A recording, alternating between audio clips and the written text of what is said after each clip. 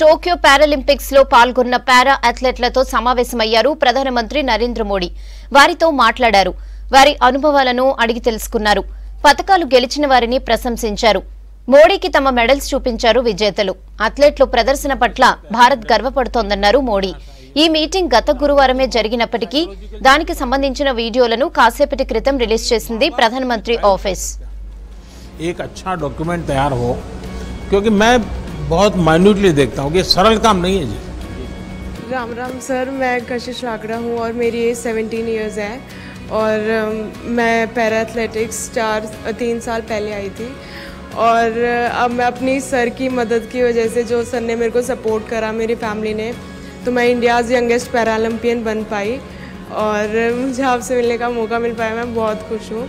मैं आपसे एक किस्सा शेयर करना चाहूँगी अपना। जब आप 2014 में प्रधानमंत्री बने थे, मैं उस टाइम पे 11.5 साल की थी और मैं इतनी खुश हो गई थी आपको देख के, तो मैं भाग के अपनी मम्मी के पास गई जब मैं ठीक थी। तो मैं बोलती, मेरा वो बचपना था, तो मैं बोलती कि मेरे को इन दादा से मिलवा दो और मुझे इन दादा से मिलना है कि ये देश को बहुत आगे तक लेके जाएंगे। तो मम्मा ने बोला कि ठीक है, पर पहले कुछ करके दिखा जो, उनसे मिलना है। तो सर मैंने 7 साल वेट किया आपसे मिलने के लिए, 2014 से लेकर, और आज मेरा आप सपना पूरा हुआ आपसे मिलने का। जो बच्चे होते हैं ना, वे जब कुछ भी बोलते हैं तो एक प्रकार से वो भगवान की आवाज होती है। तुमने 11 साल की उम्र में जो बोला वो तुम्हारी सोच नहीं होगी, कोई ऐसा संकेत होगा और वही आशीर्वाद बन गए मेरे लिए। मेरा भी सपना है सर, मैं रियो में 6th रहा था, अब मैं 5th हूँ, तो कभी ना कभी मैं मेडल जीतूंगा और आपसे मेडल के साथ मिलूंगा, ये मेरा सपना है। नहीं तो मेरे लिए सर पैरालंपिक अचीवमेंट नहीं थी। गांव में जब मैं आपसे मिल के घर गया तो सब ये कह रहे थे ये पीएम साहब से मिल के आया भाई, ये नहीं, उनको ये था कि ये रियो पैरालंपिक का हिस्सा बन के आया। वो कह रहे थे ये पीएम से मिला है भाई। టోక్యో పారాలింపిక్స్ లో భారత్ 19 పతకాలు గెలిచింది. అందులో 5 గోల్డ్, 8 సిల్వర్, 6 బ్రాంజ్ మెడల్స్ ఉన్నాయి. గతంలో ఏ పారాలింపిక్స్ లోనూ ఇన్ని పతకాలు భారత్ గెలవలేదు. 2016లో జరిగిన రియో పారాలింపిక్స్ లో 2 గోల్డ్, 1 సిల్వర్, 1 బ్రాంజ్ తో కలిపి 4 మెడల్స్ గెలిచింది భారత్. మొన్నటి వరకు అదే రికార్డ్ కాగా ఈసారి మన పారా అథ్లెట్స్ కొత్త రికార్డులు సృష్టించారు. मैं ये जो जिद है ना, इसका तो बड़ा महत्व है। जिद होनी चाहिए कि मैं करूंगा, मैं ऐसे करूंगा, लेकिन अभी जो हुआ उसमें कुछ कमी रही, कुछ तकलीफ हुई, इसको बोझ मत बनने देना, बिल्कुल मत बनने देना।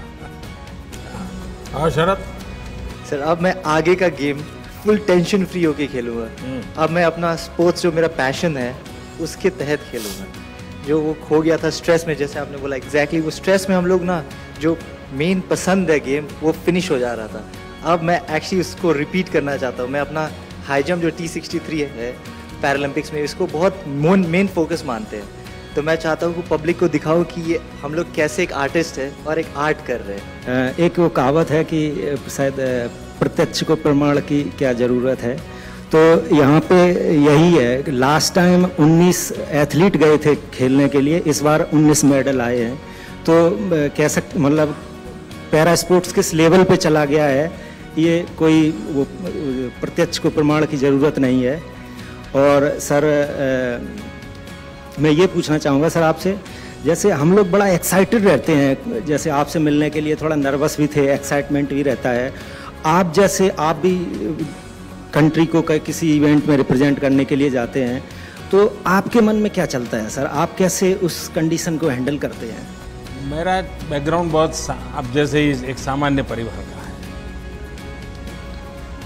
और बचपन में तो कभी स्कूल के प्रिंसिपल भी अगर नाम से बुला देते थे तो अब वाह नाच उठते थे कि प्रिंसिपल को मेरा नाम मालूम है। तो ये जीवन की खुशी तो रहती है, हर एक रहती है, लेकिन जब मेरा सार्वजनिक जीवन का दायित्व बना